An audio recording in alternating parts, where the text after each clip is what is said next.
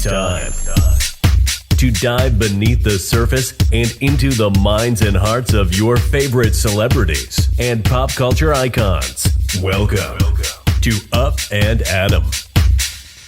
Hey guys, what's up? You're watching Up and Adam. My name's Adam Knoll. And for those of you who don't know me, I'm the guy bringing you guys all the weekly interviews and recaps from your favorite celebrities and pop culture influencers. But for those of you who do know me, you know that that's not why we're always here, right?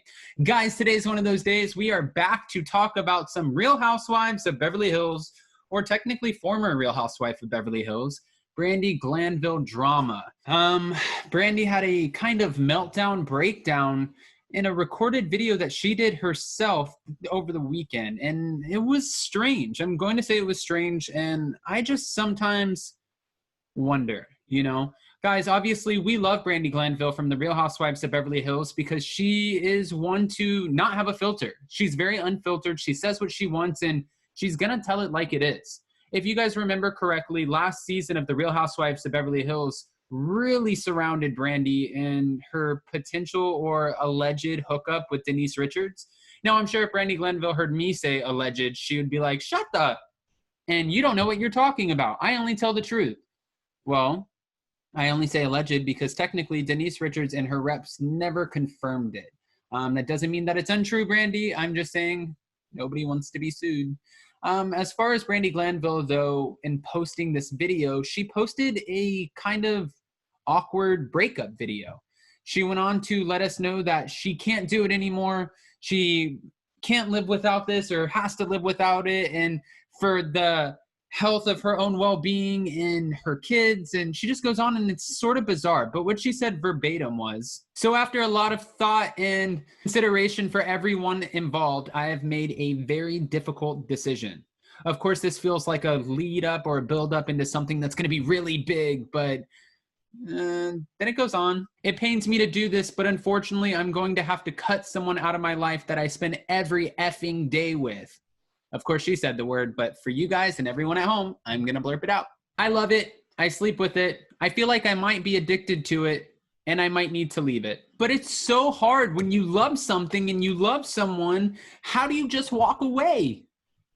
What are we getting at here? She went on to say, how do you effing do it? For the health of me and my children, she thinks that she needs to quit. Brandi went on to just pretty much complain that everyone judges everything and she's in an unhealthy relationship. And it's still alluding to, like, is there this man in your life? Is there a woman in your life? Is there something here? What are we getting at? But it's like she's keeping everybody hanging by a string, almost like a cliffhanger or keeping us in suspense. Brandi said, I don't know what I would do without this. I have to do it. It's an unhealthy relationship. It takes everything from me. I don't get anything done. It consumes me, so this is it. I'm not going to say it. I'm going to do it. What are you going to do? You're leaving us hanging by a thread. What is it, Brandi? What are you going to do? And then that's where she kind of lets us know. She says, hey, I, Brandi Glanville, am pretty much breaking up with my couch. She comedically walks off the camera after saying, I'm one with my couch. I'm in love with my couch. I'm with it every day, and now I'm going to walk away. And she walks away.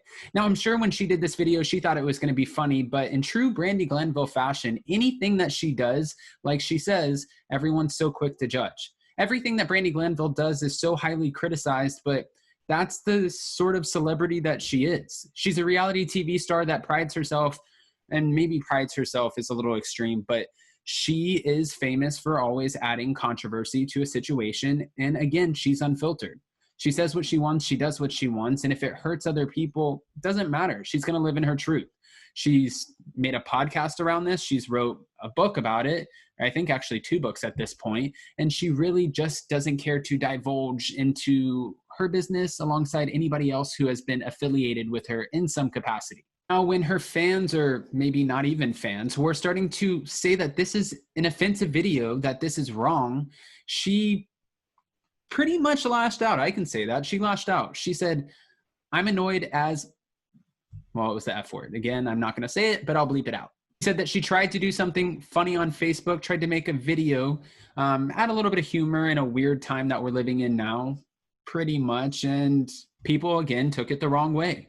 She thought this video mirrored her life, so she wanted to add a comedic element to it. But Of course, everyone's going to take with it what they will. This is when she decided to go to Twitter and let us know all of the medication that she is currently taking. And I mean, it's a lot. I'm no doctor, but it just seems like this is a little bit of an extreme tweet, and people just started to be worried.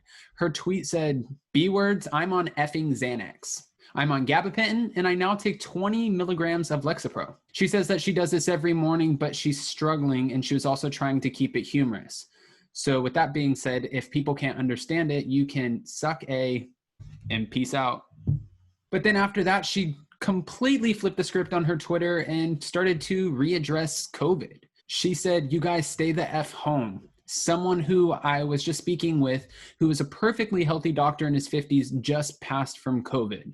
Brandi, we're sorry for your loss. But she went on to say, stay home, which is something that we've all been saying for the last, it's almost a year now. Guys, again, we know that the Real Housewives of Beverly Hills season 11 is going to be returning this spring, and I'm pretty sure we're not going to see Brandi Glanville on it. If you guys saw a video that her kids did alongside her, I think it was definitely in 2020. It was earlier in 2020. Her kids were pleading about the fact that Real Housewives of Beverly Hills producers used her and never gave her her diamond back. And why?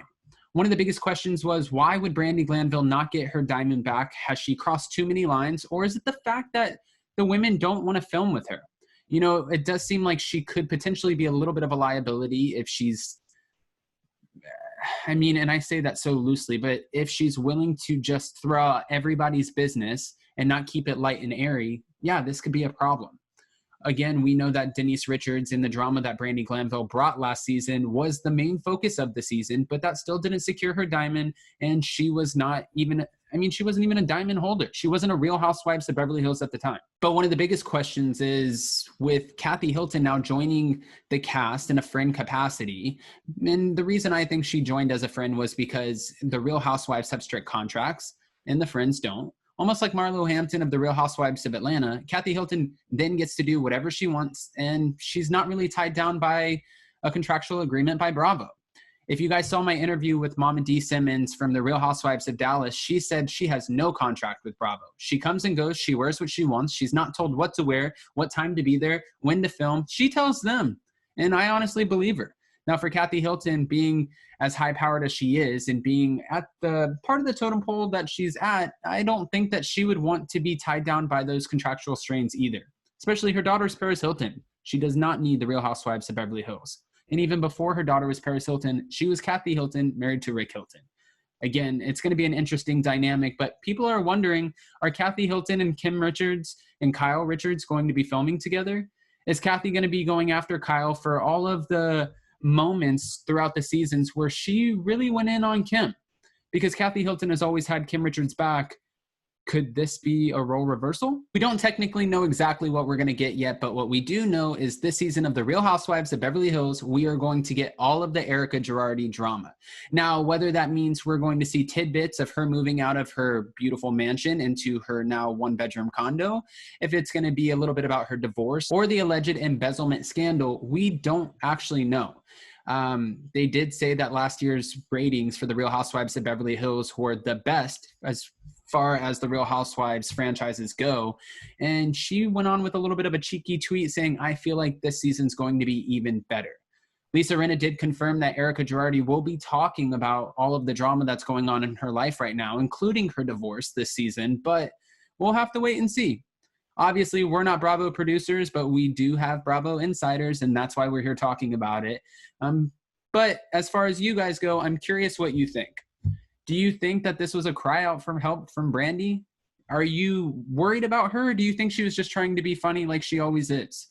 Do you think that we'll be seeing Brandi Glanville on the new season of The Real Housewives of Beverly Hills? And what do you think that The Real Housewives of Beverly Hills season 11 is going to primarily focus around? Again, obviously, like last season, when it focused around one main storyline, Denise Richards and Brandi Glanville, I feel like this season will probably really be based around Erica's legal issues. Of course, we're going to see a lot about the dynamic with Kathy Hilton and her sister, because Kathy Hilton's not just going to come on and make a cameo and not have any attention on her. but we're going to have to see. Guys, if you haven't already, make sure you hit that like button, subscribe to my channel, hit that notification bell, and see you guys next time. Happy New Year. Bye, guys. Thanks for watching Up and Adam.